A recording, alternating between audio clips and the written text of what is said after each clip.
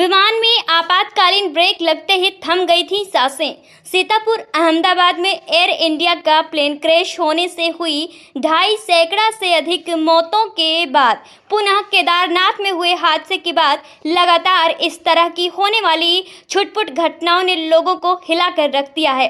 ऐसा ही एक यात्रियों को डरा देने वाला वाकया कल हज करके वापस लौटने वाले यात्रियों के साथ पेश आया, जहां जेद्दा लखनऊ सऊदी विमान के पहिए में लखनऊ पहुंचने पर धुआं उठने लगा।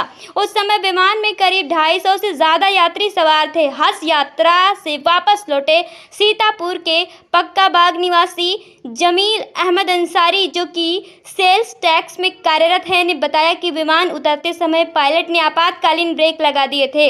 विमान के पहिए में धुआं उठने पर तुरंत ही फायर ब्रिगेड की कई गाड़ियां वहां पहुंच गई। इसमें करीब 20 से 25 मिनट का समय लगा और इसके तुरंत बाद सभी यात्री विमान से उतर गए। विमान परिचालकों ने यात्रियों को शांत किया और समझाया कि कोई खतरा नहीं है, लेकिन जिस समय आपातकालीन ब्रेक लगे सभी लोग अपने आगे की सीट से सर टकरा बैठे, जिसके बाद लोगों को काफी डर का माहौल था। उन्होंने बताया कि सभी यात्री घबरा कर एक दूसरे की ओर देखने लगे। हालांकि जब सब नीचे उतरे तब जाकर राहत की सांस ली। आप हज पे गए थे? जी। कब गए थे? हम यहाँ से गए थे 3 मई को। जी। कैसी रही आपकी हज की यात्रा? माशाअल्लाह बहुत अच्छी रही, बढ़िया रही। बस क्या अनुभव किया आपने? अनुभव अच्छा किया, मतलब वहाँ अच्छा रहा। वहाँ का जो है इंतजाम उनका ठीक बढ़िया, कोई दिक्कत ना हो। फिर गर्मी तो माशाअल्लाह है ही है। हज में मेहनत का काम होता है बहुत। इस वक्त जो है इजराइल और ईरान में युद्ध चल रहा है। जी। उन्हें कोई समस्या तो नहीं है? नहीं, उसकी कोई समस्या वहाँ नहीं। आपको कोई समस्या तो उसमें नहीं, कोई समस्या नहीं। मतलब कोई जो है वहाँ इस चीज का कोई वो नहीं है। उनका जो है बहुत अच्छा इंतजाम होता है। जो है बढ़िया जो है, और इतनी पब्लिक होती है तो उसका थोड़ा मैनेज करना तो बढ़िया है। कोई इससे कोई दिक्कत नहीं। कल जब आप लौटे थे जी। लखनऊ में, जब प्लेन उतरा आपका, तो प्लेन के टायर के आसपास धुएं की सामने से धुआं आया। बात आई ऐसा इसमें कैसा महसूस किया? ऐसा महसूस किया, जद्दा से ये जो है 10:30 बजे फ्लाइट जो है SV 3112 चली है। तो हम लोग उसमें 284 या 294 से यात्री थे। 6:30 बजे उसको पहुंचने का टाइम लखनऊ का था। आ गए थे बिफोर 20 मिनट पहले हमको लगता है। उसके बाद लैंडिंग करने वाले थे, 2-4-5 मिनट का बस रह गया था।